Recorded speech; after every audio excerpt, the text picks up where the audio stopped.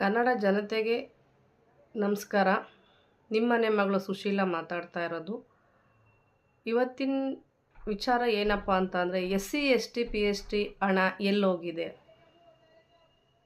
ಅದು ಯಾರ ಕೈ ಸೇರ್ತಾ ಇದೆ, ಇವತ್ತು ರಾಜ್ಯ ಸರ್ಕಾರ ಏನು ಮಾಡ್ತಾ ಇದೆ, ಈ ದಲಿತರ ಹಣವನ್ನು ಬಳಸ್ಕೊಂಡು ನೀವು ಯಾಕೆ ರಾಜಕಾರಣ ಮಾಡ್ತಾ ಇದ್ದೀರಾ? ಇವತ್ತು ರಾಜಕಾರಣ ಮಾಡಬೇಕಾದ್ರೆ ನೀವು ಯೋಚನೆ ಮಾಡಿ, ನಿಮ್ಮ ಸರ್ಕಾರದಲ್ಲಿ ಹಣ ಇದೆಯಾ ಇಲ್ವಾ ಅನ್ನೋದನ್ನು ನೀವು ಯೋಚನೆ ಮಾಡಿ ನೀವು ರಾಜಕಾರಣ ಮಾಡಬೇಕು.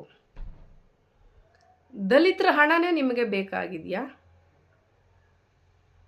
ಇವತ್ತು ದಲಿತರು ಏನು ಕಷ್ಟಪಡ್ತಾ ಇದ್ದಾರೆ ಅಂತ ಅಂದ್ಬಿಟ್ಟು ರಾಜ್ಯ ಸರ್ಕಾರಕ್ಕೆ ಗೊತ್ತಿದೆಯಾ? ಈ ರಾಜ್ಯ ಸರ್ಕಾರ ದಲಿತರಿಗೆ ಒಳ್ಳೇದನ್ನು ಮಾಡಬೇಕು, ಒಳ್ಳೇದನ್ನು ಬಯಸಬೇಕು.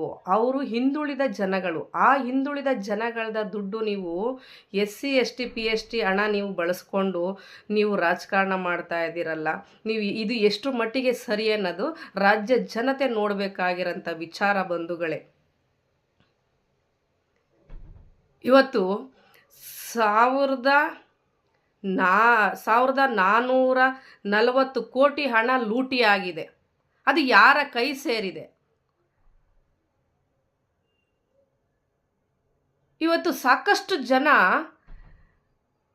ಎಷ್ಟು ಅನುಭವಿಸ್ತಾ ಇದ್ದಾರೆ ಆ ನೋವುಗಳ್ನ. ಕೆಲಸ ಇಲ್ಲ ರೀ, ಕೆಲಸ ಇಲ್ದಲೆ ಕೂಲಿನೋ ನಾಲಿನೋ ಮಾಡ್ಕೊಂಡು ಜೀವನ ಮಾಡ್ತಾ ಇದ್ದಾರೆ. ಆ ಕೂಲಿ ನಾಲಿ ಮಾಡಿರೋಂಥ ಹಣನ ಆ ಟ್ಯಾಕ್ಸ್ ಕಟ್ತಾ ಇದ್ದಾರೆ.